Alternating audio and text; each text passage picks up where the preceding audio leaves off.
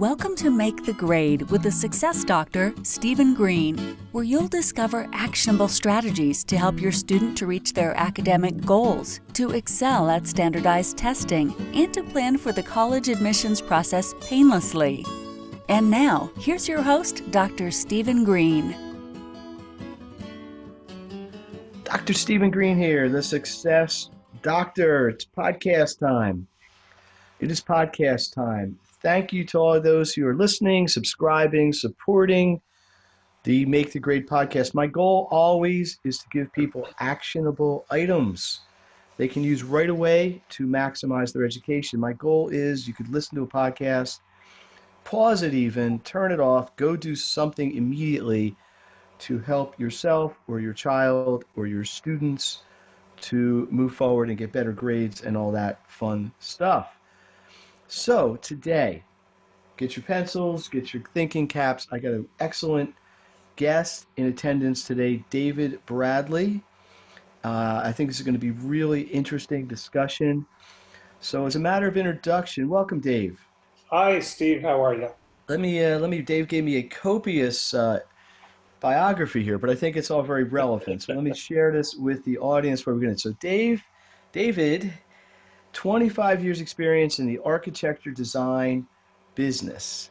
He founded Blueprint for Living Coaching with a mission to help design professionals to seek access to their untapped potential, develop their leadership, and create great things in their personal and professional lives. He draws upon his skills as a coach, architect, leader, motivational speaker, mentor, and businessman to inspire excellence in his clients and call them to be their best. His 2014 graduate of Accomplished Coaches Training Program, comprehensive, intensive, year-long program that emphasizes an ontological approach to coaching. I really don't understand what that means. You can explain that in a second. About that. Absolutely. And extensive hands-on leadership experience. I get that. That sounds solid. Has participated on the leadership team for the coaches training programs in Chicago, Seattle, Washington, D.C., Victoria, British Columbia, and the United Nations. Whoa, he's a member of the International Coach Federation and a PCC certified coach. Prior to being a coach, he built a successful career as an architect. My dream job growing up. And first as a principal of Bradley Architects and later as a managing director of the North American operations of Officom. I don't know if I'm saying that right, Officom. Yeah, German-based design and engineering firm specializing in tensile structures. You'll have to explain to me what that is. He's still actively engaged in both firms and active member of the American Institute of Architects. And in 2014, he was the president. Graduated from Georgetown University with honors. Bachelor of Science in Foreign Service, and later with honors, University of Illinois, Chicago. Master of Architecture degree, licensed to practice architecture in the state of Illinois. Avid cyclist, just like me. Twice completed the 500-mile, Twin Cities to Chicago AIDS ride, raising over $37 for aid and HIV support organizations. I find this very interesting. And a certified rescue diver. Mm-hmm. Wow. Been lucky enough to dive reefs from the Caribbean to the Great Barrier Reef, fluent in Deutsch, German, conversational in French, and dabbles in Swedish and Portuguese. So, obrigado. Thank you very much. Right, obrigado. I think I know 3 Portuguese words, so I will dazzle you with my Portuguese right out of the gate here. So, for my audience, there is so much value here. Dave brings so much to the table. We have to break this up into like 11 episodes. But where do you want to start, Dave? Let's start with your background, because it is distinguished. Yeah. It is impressive. You've obviously worn a few different hats in your life, right? Absolutely. Professionally. So why don't we talk about where you are now? I know a little background here. Dave is on a big adventure. He has uprooted himself from the corporate world in Chicago and is living in Lisbon, Portugal right now on a kind of discovery journey, which I think is really a great positive sort of risk. So let's start with that. Let's talk about your personal mission for a second, or your personal journey. Yeah. Get into the coaching and the counseling and how we can help students to reach their potential as well. So, Yeah. how'd you get to Lisbon? How about that? Is that a title of a movie or something? With that introduction, What's funny? First of all, I mean, thanks for having me, and I'm really excited to be talking to you and your audience and the conversation we're going to have. It's funny when I listen to. Obviously, I wrote my bio, but when I listen to somebody else read it, sort of objectively from the outside, it's like, wow, I have worn a lot of hats, right? There's been I've been really blessed to have an extremely varied and differentiated background. I've dabbled in all sorts of things, and I think to if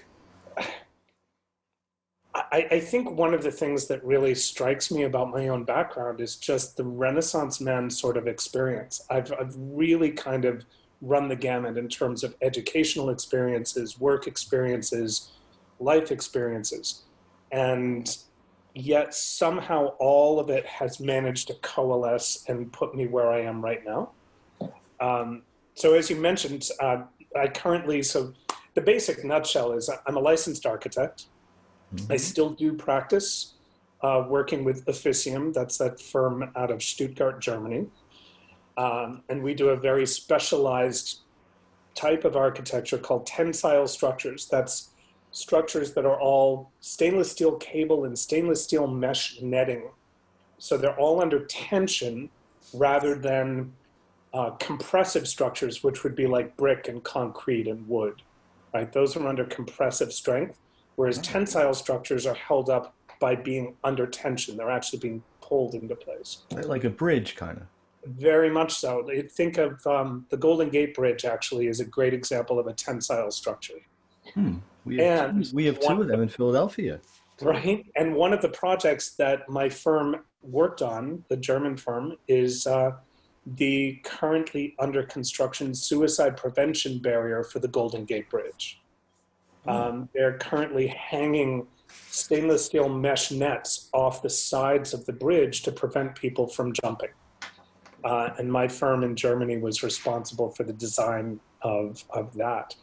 So it's a very niche kind of architecture. Most people think of architects as designing houses and buildings. I just happen to be in a different branch of architecture that's unusual and extremely interesting, a lot of fun. So let me ask you one question here. Yeah. The sort of Renaissance concept, right? Which is, I think, something everybody would like to be able to do, but sometimes the trappings of a house and a family and all that sort of thing. And this is something I think parents relate to more than students. But it, just to start, because some of my audience is students and parents with students, and when you were in high school or college or even graduate school, did you see any sort of linear connection from where you were then to where you are now, or was this just sort of like the boat going across the ocean? And the current took you where you were going to end up, because obviously you needed the academic credentials to get to where you were. You can't just walk in an office and be an architect, of course, Sure. right? So there had to be some combination of a book track of courses, right? Or some sequential architecture one, architecture two, whatever, tensile strength, advanced tensile strength. But then also you're driven by your own passion, if that's the word I can use. Yeah. And this is something I get with my students a lot. I'm sitting here with the 10th grader. Right? Why do I need to learn geometry? When am I ever going to use it? Well, I only like history. Or why did I learn Spanish for? We speak English in the United States. Yeah. And I try to explain to them, and it's probably the same thing their parents would say is, A, you never know. B, sometimes learning for the sake of learning is important. Right. But from a counseling standpoint, I mean, you're also a certified coach. Who are you looking to work with? What's your ideal coachable person here? And Oh, wow. Well, let's see. Let me start with the first part of that, which was. or actually, let's back up one step. In your mind, for my audience, let's define coaching. Let's make sure everybody's clear on what that is, because coaching, is a baseball coach, there's a tennis coach. So no, that's awesome. A professional coach at your level is doing what? Yeah. So in addition to being an architect, I'm also certified and trained as a professional coach or an executive coach. And what that means is that I partner with people. In my case, I've chosen to work specifically with architects and other design professionals because those are kind of the people in my community. And I partner with them to have a conversation about where they are now, where they want to be, and what's in the way of them getting there powerfully and quickly.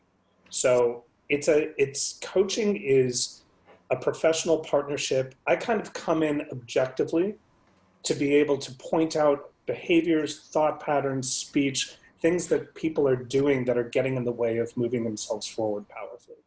So one example, just one example, uh, I was approached by a husband and wife, both architects who were working for an architecture firm, and they were being offered golden handcuffs.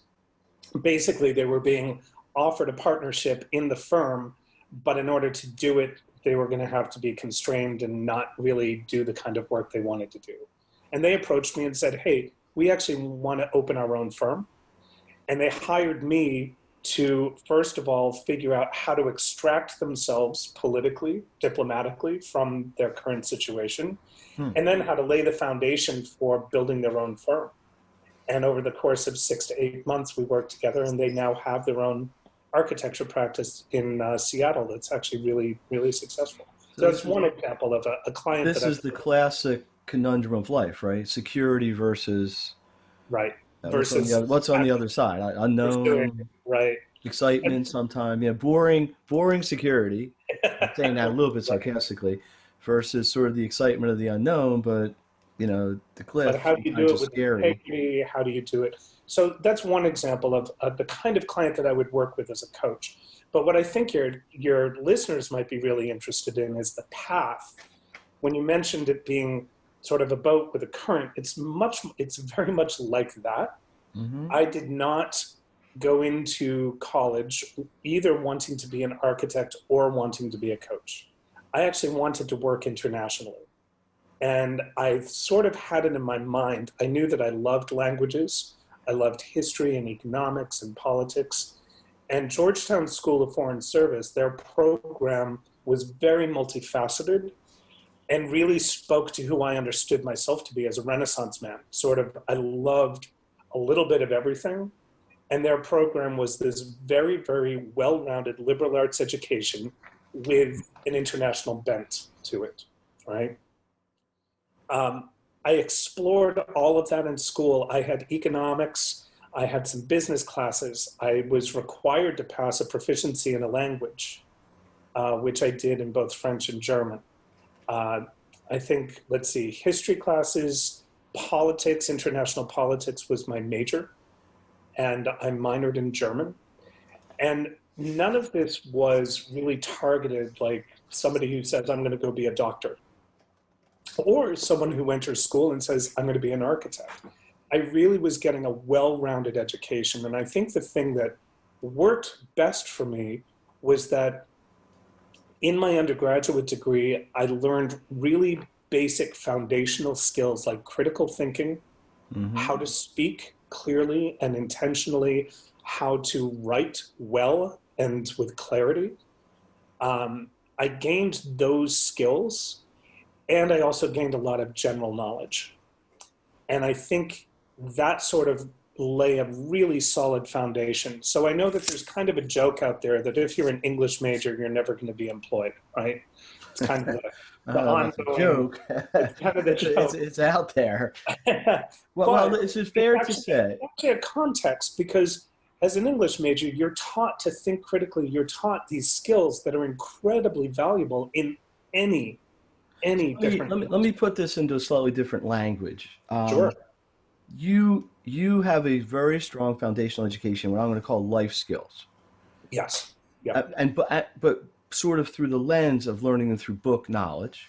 Mm-hmm. Critical thinking, I don't think anybody's going to say is not a valuable skill. And that I don't care if you're 10 years old, 12 years old, 50 years old, or 1,000 years old. Right. In my sort of world, I use these terms synonymously: Mm-hmm. coach, teacher, tutor, guide. There's probably other words we could throw in there, but because some people compartmentalize them. Like a coach is almost like an esoteric-ish sort of thing. Teacher sounds more accessible, Yeah. Yeah. maybe because people have teachers their whole lives. Tutor is like almost has quasi negative connotation sometimes because you only Right. need a tutor if you need help. Um, that which isn't true, audience. It's not true. Yeah. Yeah. But all right. So you know what's I would interesting? put, I actually I would put coach in the. It's interesting where the definitions lie I'm because trying to uncompartmentalize them, teacher, but just from like yeah, people in different people from a different perspective, even though the four words I threw out there kind of have the same role, right, depending on where people are and what they're ready for, which as a coach, I know you'll understand, they're going to look at these things differently. Like maybe you right. almost graduate from a teacher to a coach in a sense, because a coach might be a more specialized.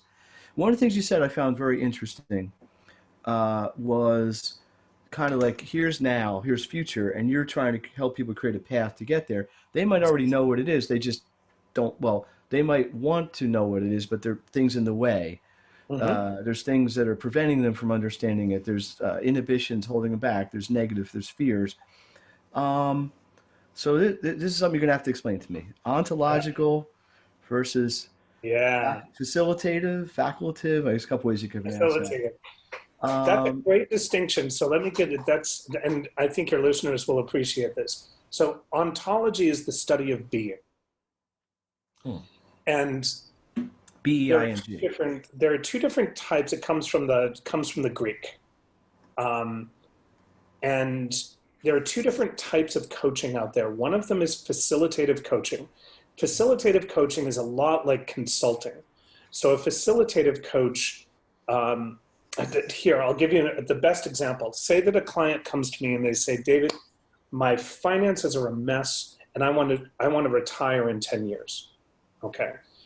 As a facilitative coach, which I've got training to do, we're going to take a look at their income, at their expenses. We're going to balance their checkbook. We're going to get them on a software like Quicken or QuickBooks. We're going to connect them with a financial advisor. We're going to put together a budget. We're going to set goals for them, right? And give them practices and things to do that are going to get them from point A to point Z. That's a facilitative approach. So let's And it's very, very the valuable. layman's term. It's sort of structural.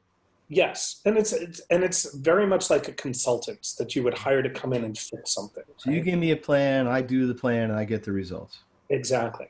Okay. The difference is I'm also trained as an ontological coach, and what that means is we start asking other questions that are broader, like who are you being about your money? What's your relationship to money?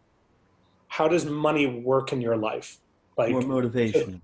they're, yes, but they're also, it gets to the root of their relationship to money, power, um, all of it, finances, Hmm. that is at the root cause of why they are where they are, right? Can I Why the breakdown in the finances? And interesting. once we can determine what their relationship to money is and shift that, then you actually get the results. But think about this, like somebody who wants to lose weight, for example, right?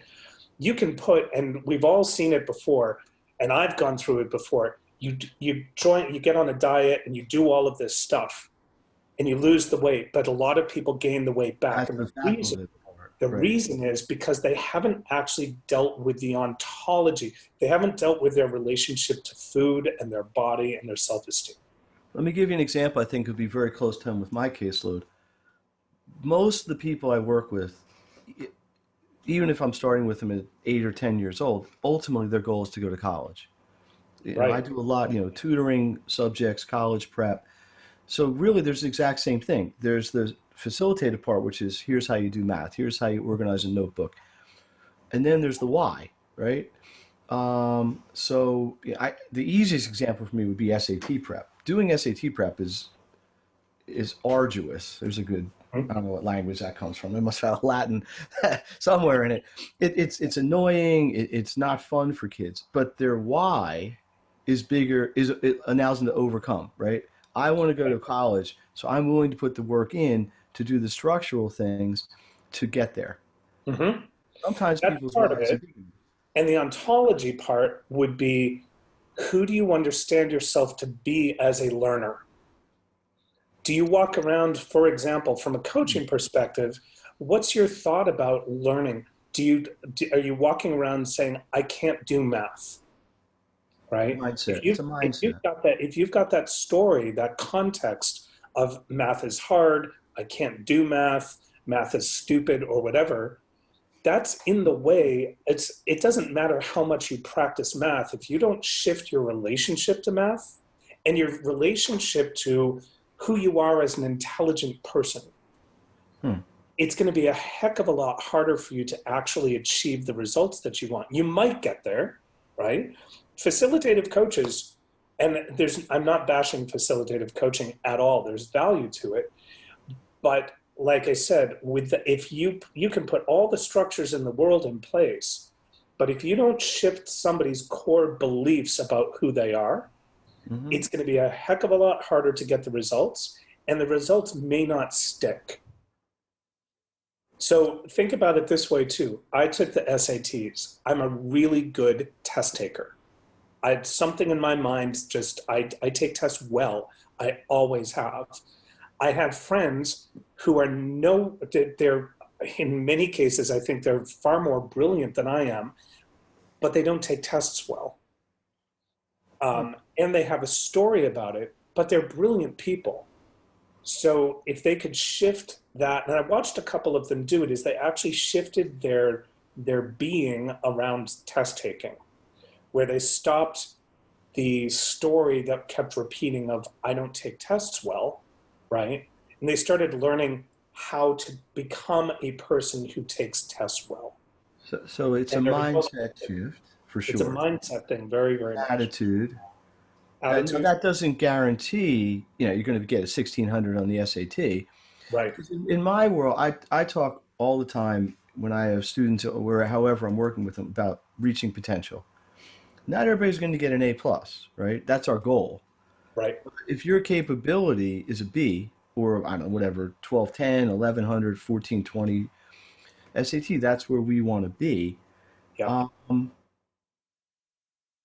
so in the coaching situation, um, because I think what we do in this way is kind of similar. Whenever I start with a student or a family, there's an assessment point, right? Yeah. Yeah. Where are you now? Where do you What's want to be? going on? What are you good at? What are you struggling with? You're here. You want to get here. What do we need to do to get in between? It's not unlike any sort of coaching, guidance, tutoring, the Goal word. setting, all of it. Yeah. Um, so sometimes you have to just define a goal. I want an A. I want a 1600, and then we work towards it. Right. Um, I think in a sense, what you're doing is on a bigger stage. People sort of changing their whole lives around. But um, possibilities. Let's talk about that. How's Mm-hmm. that fit into all of this? Just pick that word out. You know what? So here's the thing. You mentioned earlier, I'm in Lisbon, Portugal, right? I decided about a year ago, after 26 years of living through Chicago winters, that I did not want to go through another winter in Chicago. I was just kind of done. And I thought, I don't have anything to prove. Right? Um, I decided I wasn't going to be in Chicago for the winter. And I didn't know what it was going to look like. But I told my coach, because I work with a coach, I told my coach, I said, I will not be in Chicago this next winter. I'm just done, right? And I created the possibility of traveling outside the country. I didn't know how it was going to work. I didn't know how I was going to pay for it. I didn't know where I was going to go. I just created that possibility. And over time, with my coach, we created a project around it with milestones, with goals, to kind of narrow things down, make it happen. Checkpoints, I call them.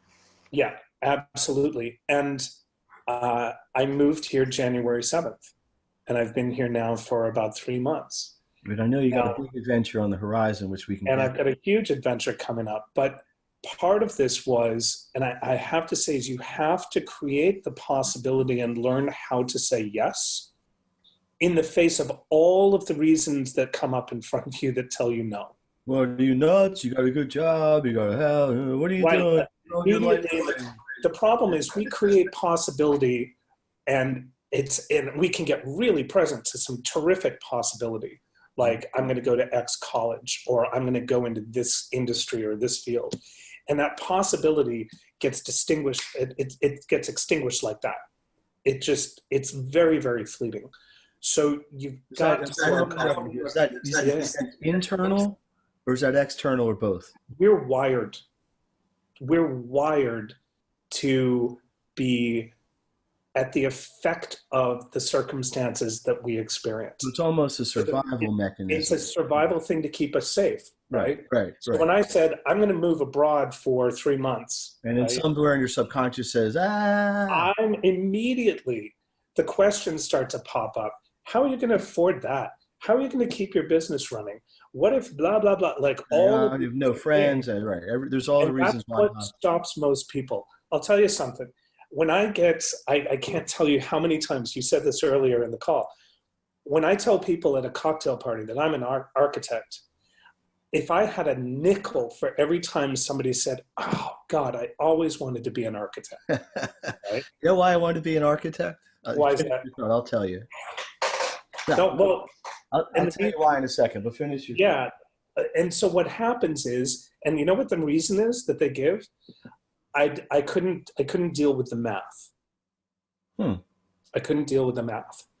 Oh, so they couldn't do the math to become an architect. They couldn't do the math, or they thought the math was too hard, or they didn't like math, or whatever else, right? So what I find fascinating about that conversation is there's a possibility somebody who in their education saw something that inspired them. They were like, God, I would love to be an architect. And they had great reasons for it. They wanted to impact society. They wanted to design things. They wanted to be creative, right? And they let math get in the way of their dreams, right? And I it's a hear this four-letter word. frequently. It is a four-letter word, right? Some people, but that math is a context. Math is hard, is a story. It's just a story. But we let stories like that squash our possibility constantly. So if somebody out there wants to be a doctor and they have some story, or maybe their family members have a story about why you can't be a doctor, they'll start to believe it. We believe these stories because we think they're real. Math is not hard. It's just not. We have a story that math is hard, and we gather as much experience as possible to prove ourselves right. See, I got that problem wrong. Math is hard. I can't do math. There's the really insidious one. Girls can't do math. Well, that's a bunch of BS, right? But how many women has that prevented from becoming mathematicians or going into the sciences, right? These are dangerous contexts in some respects because this could be extended to anything, right? I mean, you're talking specifically about math. I'm talking about math, but I mean, it's same with language. Listen, I'm learning Portuguese right now because I'm living in Lisbon. And I can tell you all the reasons why Portuguese might be difficult, but it's also a heck of a lot of fun. And I just keep pushing and challenging myself. So I think when you talk about possibility, we do this everywhere as we have dreams, we have aspirations of things that we want, and we are wired, unfortunately, to immediately put obstacles in our own way and back away from our dreams. So let me ask you a question. And just as a digression, you know why I wanted to be an architect? Because yes, my favorite show growing up, and this will date me, was the Brady Bunch. Yes, of course. I think Mike Brady did more for the architectural world, absolutely, than I.E. Pei, or I'm probably saying his name wrong, or Michelangelo. Well, and here's a dirty little secret, actually. Do you have to know math to become an architect? I don't know. Yes, you do. Probably some Okay, so trigonometry or geometry. I had to have a college level course in calculus. Okay. Okay. So, and for some people, they're like, oh, calculus, that's way too steep a curve. It's fine. I took a calculus class. I happened to like calculus because to me it was a puzzle. It A wasn't lot of hard. logic. It was like solving a puzzle. But here's the dirty little secret. You don't need math to be an architect. Once you're there. Yeah, well, Once you're there in school, I used math so infrequently. I needed it for my structures classes. hmm Honestly, you need more geometry than you need anything else because you interesting. have to understand how materials and shapes work, right? But to this day, I haven't used calculus in 25 years. So it's a really interesting fallacy for most people. Yes, you need math to get in to get into school, to be accepted, to start architecture. By and large, once you're there, And it's that's just true with so many things. Let me tell you what comes up a lot in my world. And this is true with younger children and older one, is the gap of time. The gap of time. See, later in life, it's easier to pivot, right? If I'm 43, I don't know, whatever, and I'm just unhappy, I can pick up and go somewhere. If I'm 15 and I'm in ninth grade, I pretty much have 3 or 4 years. I'm going to be in high school. You don't have a ton of that ability in your life. Obviously, at that age, kids are becoming more independent, at least intellectually. It's really more of a parent child relationship at that point. But um, that that that is something that I see a lot. Is that idea of, well, I want to do this, but it's going to be 4, 5, 6 years out, or the inability to connect when you do the work. This is one of the big challenges I have with prepping kids for the SAT. If you think about it, we're prepping for SAT roughly through junior year, right. something. Yeah.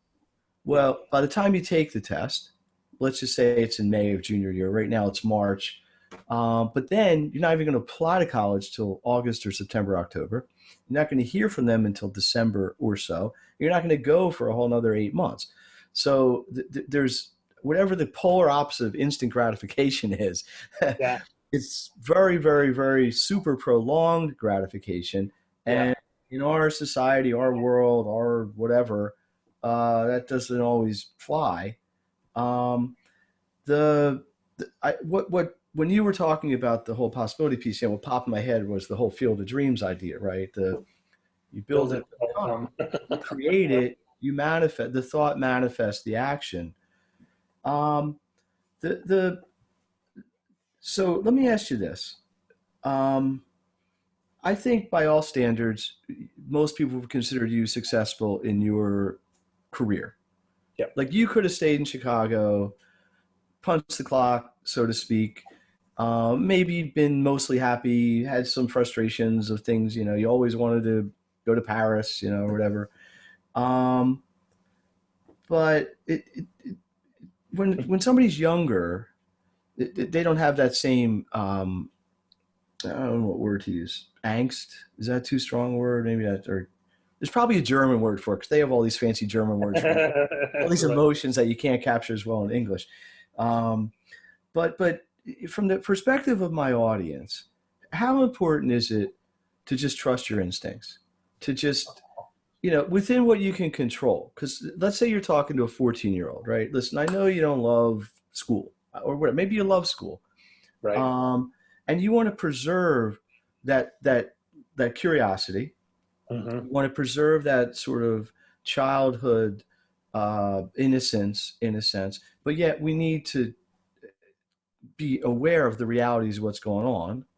And Right. there's this kind of push, and there are opposing forces, right? It's like the Peter Pan complex versus you got to pay the rent, Right. right? Right. So I know you talk about trusting yourself and all that, but how can we kind of put that from a parent's perspective as motivators? Like, how can a Well, parent positively influence their children? Sometimes, listen, I got kids. I wish they'd listen to me. Anybody as a parent knows, you could say the same thing to your kid 100 times. and somebody Right. else will say it to them once and they'll listen to them. But um, if I'm a parent and I'm Yeah. trying to motivate my children or child, whatever, any message you would give them, language they could use, Oh story. gosh. So this is where I would actually turn to the ontology of it as, Go for it. and in all honesty, I'm not a parent. So I have the wonderful ability to stand outside and be judgmental without having kids. No, we call that objective. Okay, there you go. Be objective. Here's what I think.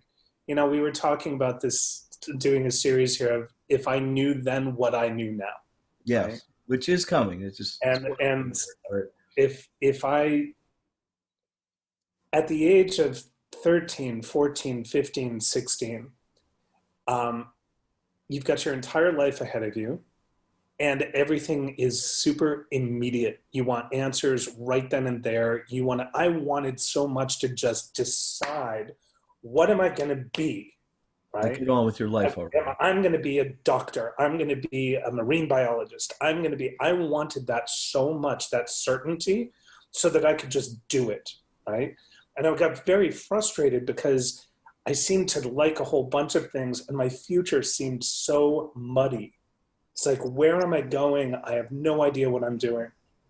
If I knew then what I know now, I would say enjoy every single thing that you love, pursue it, follow it, have fun with it, enjoy it, and don't go choosing something because you think it's the right thing to do. Or somebody else is pushing you into somebody else's idea of what you should be doing. Follow your own path. And that's where, as a parent, I think one of the hardest things that most parents I see have to deal with is having faith in their kids' ability to survive. Mm-hmm. Right? Parents love their kids and they want them to succeed and thrive and everything else, and oftentimes have their own agenda for what's going to be right for their kid.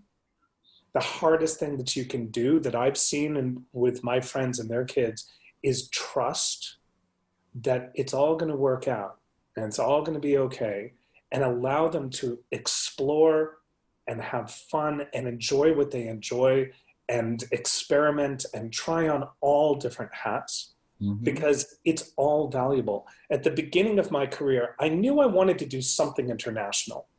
I had no idea what that would look like. And there was no particular job path. There was no career path that I was following per se. I just started doing things that sort of pointed in that direction of something international. Well, I've traveled the globe as an architect. I'm currently living abroad. And my plan next year is to do a world tour of cities around the world, 12 cities in 12 months, where I'm going to be interviewing architects and design professionals as I go, working as a digital nomad, exploring the world. That is nothing that I ever could have imagined when I was in school. But it all sort of came, it just sort of worked out. Part of it is trusting your gut. You're very right. I could easily, well, technically, I could have easily chosen to live a mediocre life and career, being semi-happy, maybe, or just feeling unfulfilled. I'll tell you honestly, in some of the jobs that I've had, if I had stayed in that job, I'd be pretty miserable right now. And part of my work as a coach is to work with people to get them unmiserable because they've spent their whole life doing what they thought they should be doing rather than actually following their heart. Let me ask you this, David. Do you think you would have been unhappy because you obviously have a kind of a wanderlust, right? Sure. You have this innate curiosity about the world. You have this vision since you were little of wanting to do it, and you're very fortunate to be able to manifest it now, right? Sure. There are some people where they're perfectly happy with this. They used to call it company man, you know. Absolutely. You know, and there's nobody's saying that's good or bad. This is not. There's no. This was my own personal choice, and right, exactly. Everybody has their path. If but you gotta follow your heart. let me ask you this. So let's, if you want to expand, because I know a little bit about your 12 and 12 idea. Yeah, yeah. Let me ask you this, because what I'm finding very interesting here is A, how you got from A to B to C to D to now. But where do you see yourself in, let's say, 5 years? Or do you even know? Do you even want Oh, to wow. project? Yeah, you know what's funny is That's a what I'm common finding question over I'll ask a time. 13 or 15-year-old, and I Yeah, yeah, yeah. What I'm finding over time, Steve, is I think as I progress through these various stages of my career, I'm becoming more and more attuned to and certain of what my skills are, what my purpose is, what I'm doing this all for, and what I want to create. And so uh, I went from very muddy in high school, like, oh, I want to do something international, to now I actually have a vision for my career as I move forward. But it's taken years of sort of trying out different things and taking some leaps of faith. And now I would say in the next five to 10 years, uh, I definitely see growing my coaching practice with architects and actually becoming the go-to guy amongst the architecture community for coaching. I see creating an international community of coaches. I'm sorry, international community of architects, all of whom are committed to impacting the environment, society, culture. Um, I see myself giving motivational speeches, traveling the globe, interviewing other architects, exchanging ideas, creating an environment where the nobility of architects actually gets expressed. I think I love the industry of architecture because architects are some of the most creative people I know. They have a real mission for having an impact in the world. They have a vision for how things could be, which is just brilliant. And in many cases, they're the people wearing the white hat. They kind of come in with this broad-based knowledge of how the world works, how materials come together, what spaces should look like, and how they should function. Hmm. And I don't know an architect who went into the profession wanting to be a millionaire. Hmm. It's a really tough profession, to be honest. It's very demanding. It's not for everyone, but it's also an incredibly satisfying one too when you walk into a space that you designed and you see how it's impacted the environment and the society around you. I want, I'm going to be 5 years from now celebrating those people because I think they're heroes of our society. Hmm. Hey, listen, I no doubt you're going to get there. Um, let's do this as sort of a, at least coming into closure here. Sure. Um, is any, I know I asked this sort of another way before, but my hope for this conversation was to learn more about you, but also to give a very different perspective to my audience. Sure. This podcast often is very, as you would say, very facilitative, right? How do you manage time? Here's techniques to help you study. Here's techniques to help you prepare for tests. So I'm going to kind of group this one in the ontological side of motivational. It's almost in the psychology world, sort of cognitive versus other types of therapy. Right. But I think what we're really asking people to do here is just explore their motivations, right? Mm-hmm. And I think part of that is you just have to accept the fact that you're going to have to do some things, maybe a majority of things at times that you don't really want to be doing or don't seem important at the time to you, but are going to get you to a larger goal. So the example was you had to take calculus, which wasn't such a horrible thing as you described it, but you needed to invest yourself in that to get to your bigger goal, right? Right. And Absolutely. that's the message I'm hoping students, parents can transmit to students is that what you're going to do in seventh grade, sixth grade, eighth grade, ninth grade, even in your university studies, may not always directly seem like it's going to lead to where it's going to get you. I mean, the way I got to where I am is kind of a rambling story like yours as well. That's Right. what I do day to day. Um,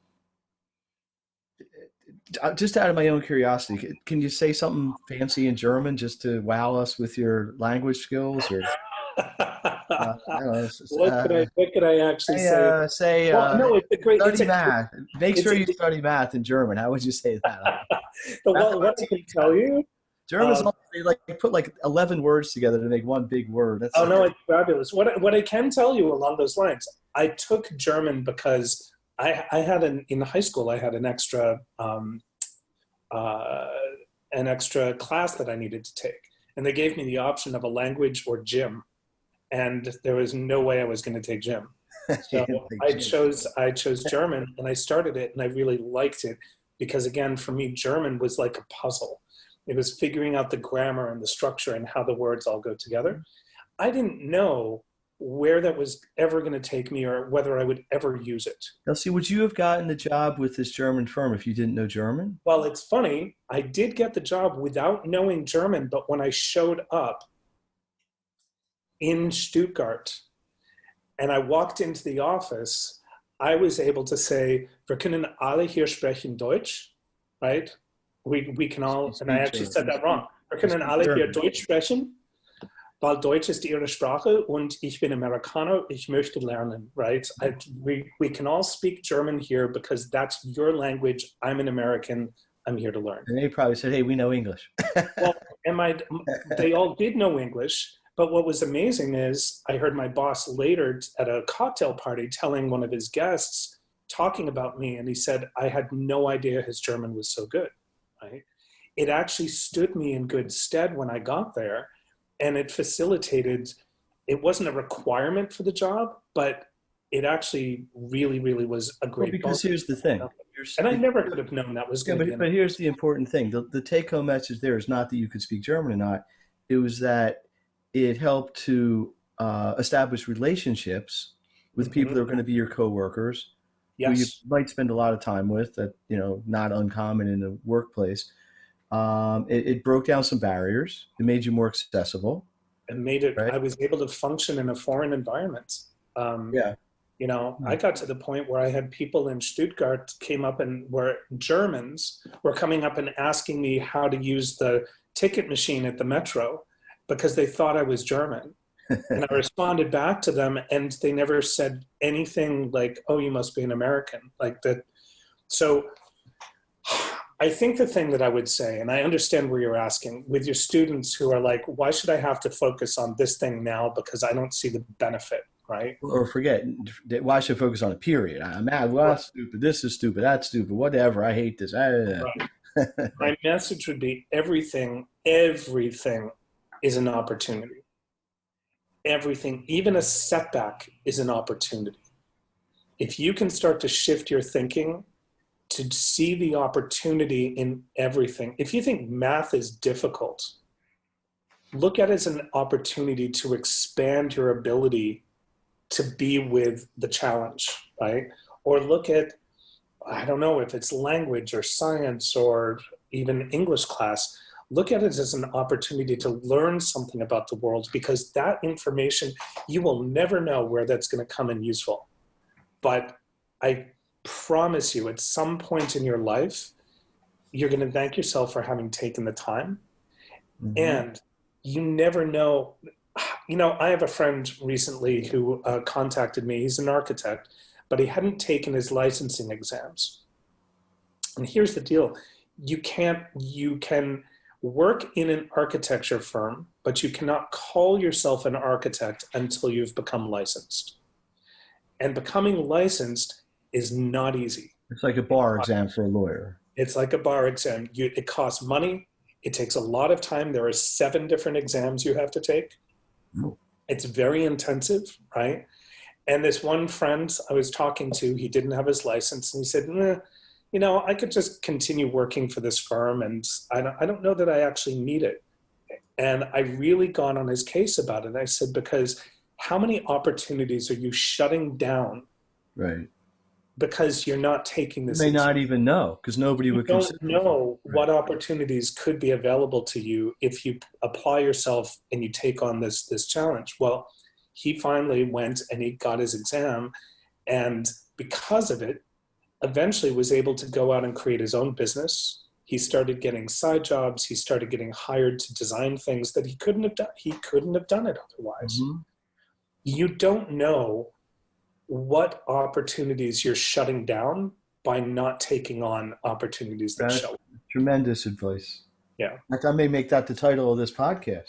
There you go. Everything is an opportunity. There's another T-shirt for us, right? It's all about possibility. And so the two things I would actually say to ask people to walk away with, three things. All right, First of all, here we go. Number one.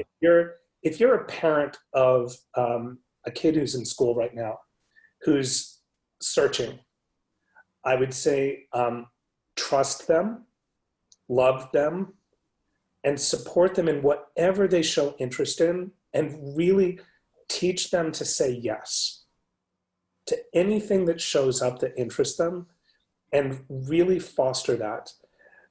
So many possibilities are killed off by people who tell their kids no. No, you can't do that. No, you're never going to make a living doing that. No, that's not the right thing for you to do.